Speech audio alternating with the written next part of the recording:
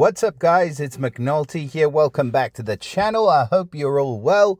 So today we are going to have a look at the hero of the month, and also we're going to have a very quick look at Congalach, his costume, because it is almost exactly the same as the original and there's not a lot to look at. But the hero of the month is quite an interesting one. So let's get into this portal. We will open it up and we'll start off by having a look at our latest hero of the month for August, which is Sir Casmir, looking very regal in his knight's getup.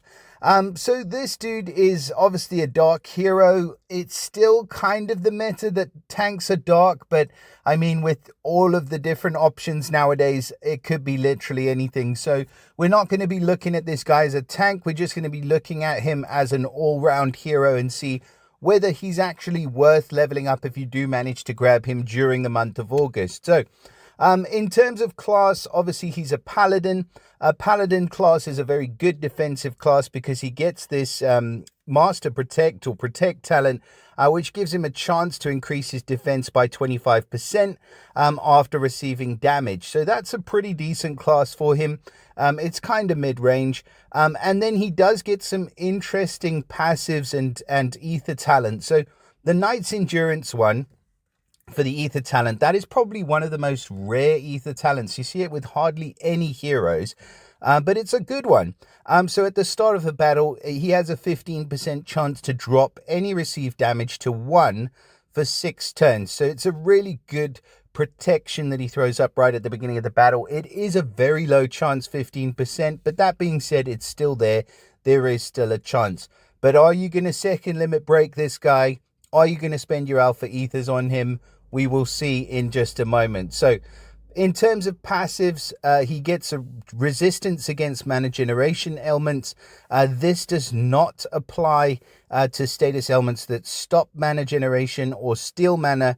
He just has innate resistance against status effects and negative stacks that affect mana generation.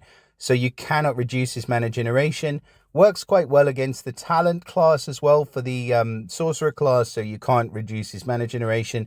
So you know how many tiles he's going to take to charge, basically. Passive number 2 is mana on health recovery. So he receives a 5% mana boost each time his health is recovered. That is a very nice passive. We see it on heroes. I think like Ruffian and Nergib has a similar one, but hers is a bit better. But a health recovery... mana recovery every time health is received can be really good because you get heal over time heroes, and those heroes will just continue to keep charging up his mana every single turn as long as they're healing. So yeah, it's a really good secondary passive for him. The first passive, you know, I can take it or leave it.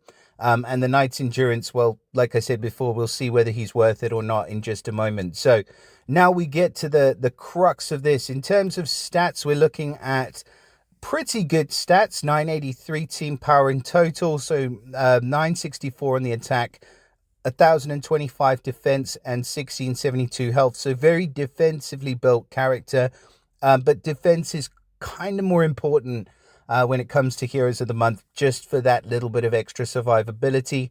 Art wise, no idea. I mean, he's just a knight. Like, there's nothing else really to say about this character. I'm not blown away by it. But it's not terrible either. His special skill. So the Guardian's Retaliation, it's running at slow speed. And at slow speed, he will prioritize a cleanse of all status ailments from the caster and the nearby allies. Kind of annoying that it's not a safe cleanse, or it's not a cleanse to all. So at slow speed, a cleanse to the caster and nearby. That's not the greatest, but it is nice to be able to cleanse off ailments, etc.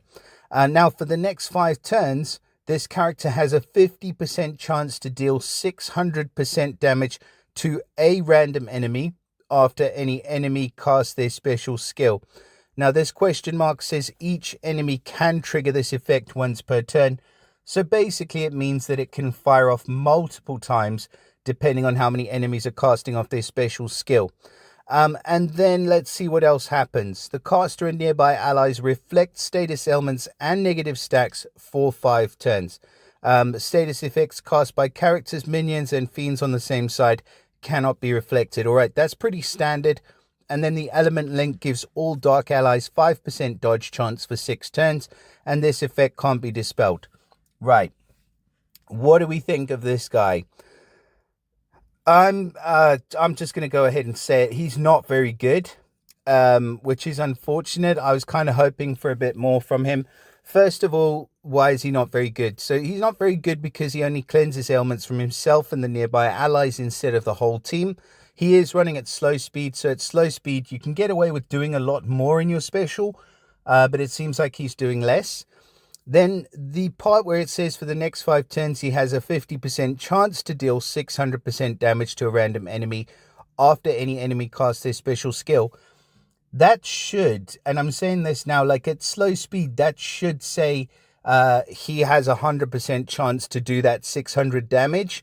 Then you'd be getting into the realms of him being a little bit more usable. As it is, 50% chance based on how many enemies cast their special skill. You're basically looking at this guy as a slow speed sniper for 600% damage.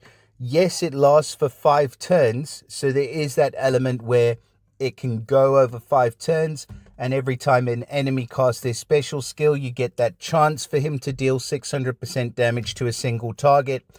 But it can also be dispelled. It's not an undispellable buff. He puts it up. I mean, going up against this guy on offense, he's the easiest counter, the easiest guy to counter in the whole game. He just throws up his buff, you dispel it, and he's completely useless. Like, literally completely useless. And you can hold your specials, so you can control when this comes into effect. So he's a better attacking hero than defensive hero. But that being said, he's a slow speed attacking hero who's only hitting a single target most of the time and only gets a 50% chance to hit based on when the special skills cast. It's just not good. It's not good at all. The reflecting status elements and negative stacks for 5 turns, that's really cool. But then again, there's heroes that will easily reflect negative status elements and stacks at a faster speed with some better effects. I mean, at a 4-star level, just looking at Goldie, Knuckles, I mean, the 5-star level, I bet there's loads who will reflect. But at the 4-star level and heroes that are more readily available, you know, Goldie and Knuckles as a tag team will do a much better job. The individual heroes will do as good of a job. And, you know, it could be argued that their secondary effects are actually better, especially in Goldie's case. So I'm not going to give him massive marks for that either. The element link, Dark Allies plus 5% chance to dodge. 5% chance to dodge is too low. This element link, actually, it was a lot higher when they initially tested it. And I believe that we should go for a balance between the two. I think it was 40% chance to dodge. Now they reduced it to 5% chance to dodge. Maybe if we found a happy medium around 20-25%, that would work. But overall, the best thing about this hero is his passive, the mana on health recovery. Everything else is just not good at all. For a slow speed hero, I'd give this guy a D grade or maybe even lower. So I wouldn't level this hero. That's just my opinion. Please do let me know in the comments, obviously, what you guys think about him. And if you find a place where you think he's really, really usable. I mean, maybe in Rush Wars, but then, you know, there's so many beasts in Rush Wars. I can't really justify saying, yeah, you need to max this guy for Rush Wars.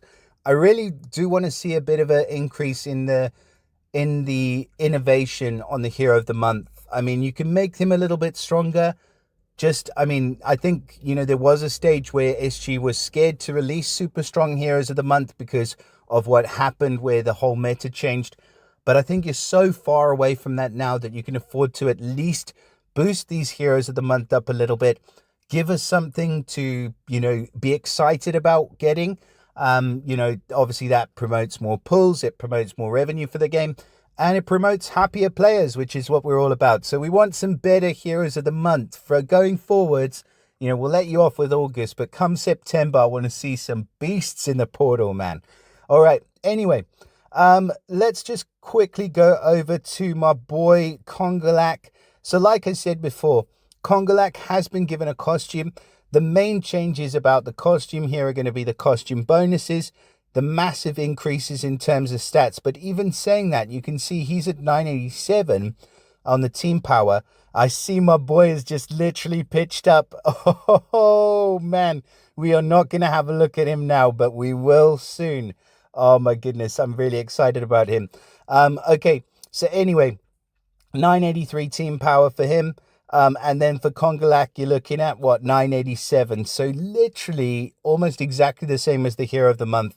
And he is a much, much more rare hero. Anyway, so yeah, stats wise, he's okay. The increased damage against boosted health. So this is the one extra passive that's been added. But after he casts his special skill, all allies deal 70% increased normal attack and special skill damage against targets with boosted health for 4 turns. It can come in really, really clutch, but it can also do literally nothing at all if the team that you're fighting against doesn't have any boosted health. So it's kind of an awesome effect in some cases and a complete non-event in others. So that's kind of why I didn't really want to go into a lot of depth on Congalach. His special skill, we can see his old special was 310 damage to 5 random enemies. And then the stack, which would each hit would give the target negative 9% attack. We know it's a really effective special, deals a boatload of damage. Also a really, really good class, so makes him a good option for defense as well in rush and things like that. And then the new costume, we've got a class change to the barbarian class, which makes him quite a bit worse. But we've got an increase in the damage. So we can see Seaweed Flail now deals 325% damage to 5 random enemies. And the stack gives hit targets negative 8% attack instead of negative 9% attack. Is this still a good hero? Absolutely yes. He's fantastic in a lot of different formats. Very, very, very, very usable in rush formats. But there's nothing different or majorly different about this hero. He's just like, got the costume bonus. He's got a little bit of an extra passive and a minor damage increase, and that's about it. So enough said about Congalach. Let me know in your thoughts what you do think about him. And also more primarily for this video about Sir Casmir. Drop us a like, subscribe to the channel, share it with your mother, and I'll see you again next time. Bye for now.